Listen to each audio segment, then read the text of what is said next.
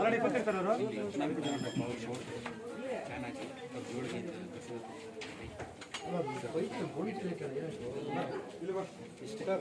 ಎಲ್ಲಿಂದ ಸರ್ ಇವಾಗ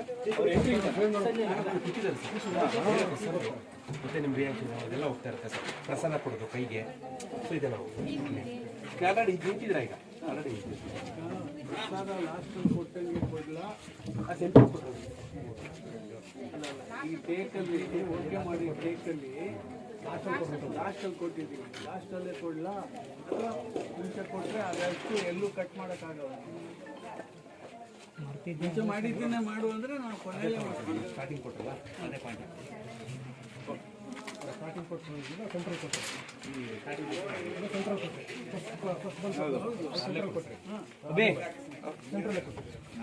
ಪ್ರಸಾದ ಕೊಟ್ಬಿಟ್ಟು ಆಮೇಲೆ ನಾನು ಇದು ಮಾಡ್ಕೊಳ್ಳೋಣ.